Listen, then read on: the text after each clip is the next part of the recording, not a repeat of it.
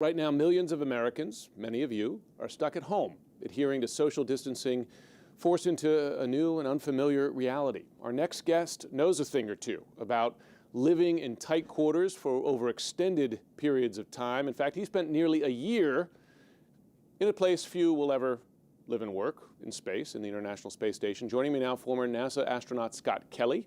He's written some tips on surviving isolation for the New York Times. It's really worth a read. Commander Kelly, so good to have you on this morning. You start your piece telling people how important it can be to follow a schedule, but also pace yourself. Practically, for folks who are watching now, how should they take that? What does that mean for them? Well, when I launched to the space station in March of 2015, I knew I was going to come home around the following March. So in some ways, it's a little bit different of a situation. But because I couldn't see the end of that mission from the beginning, because it was so far away, I tried to, frame my mind to this is now my reality. I live here. I'm going to be here for a long time. I'm not sure how long, but someday this will be over. And I think having the right expectations are going to be really important for helping people get through this. Right. And we know from the experience of countries like China, South Korea, and elsewhere that there is an end. We don't know where it is, but we know there is an end. You were great about other things like, well, certainly diversion is important. You talked about how you binge-watched Game of Thrones, not once, but twice. That takes some time. But also about the importance of a hobby, activities, and regular activities. Tell us what a difference that made for you and what a difference that could make for people who are going through this now. Well, first of all, you mentioned the schedule, and I think a balanced schedule is important. You need to take care of yourself.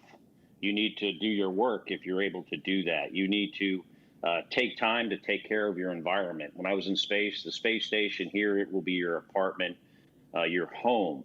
But then you also need those kind of outlets, stuff that you can do that is entertaining, that detaches yourself from, what's going on, detaches yourself from the news. In my case on the space station, I tried to write. Other people, play music, people do art. These things are all very important for our mental health. And, our mental health is very important for our physical health. Yep. Yeah, in the last week with my kids, we were doing things like jobs, cleaning up the tool bench, things like that. But even playing soccer, right? Outside, that helps. I remember watching clips of you Skyping with your daughter from space. Tell us about the importance of that kind of connection. I feel like Zoom is one of the heroes, right, of social distancing, right? Because people are coming together, but virtually. Mm-hmm. Well, staying connected is very, very important. We had email, we had a phone, we had the ability to do, limited video conferencing calls. And I think in this environment, my wife and I, the last few nights, we reconnected with some friends that we had not seen in a long time. And I think, if people use technology right, coming out of this, they will find that they, strengthened their relationships with their family members, even though they couldn't see them physically, renewed friendships. So, in anything that's bad and challenging, if you look hard enough, I think you can always find some good in it.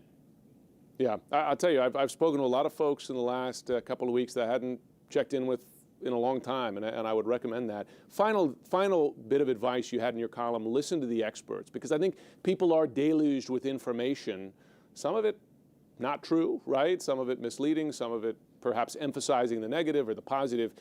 What's the importance of listening to the experts? For my 20 years at NASA, at least towards the end of my time there, when I added some experience, I realized, this isn't all rocket science, right? But when it is, you need to find a rocket scientist. So what I mean is find the experts, the CDC, the World Health Organization, the INH universities, not your Facebook friends. They are not the experts on this. Trust the experts. Yep. That's good advice. Scott Kelly, thanks so much for the service you did to all of us there in space and for simple tips like this that can make a real difference. We appreciate it. Thanks, Jim.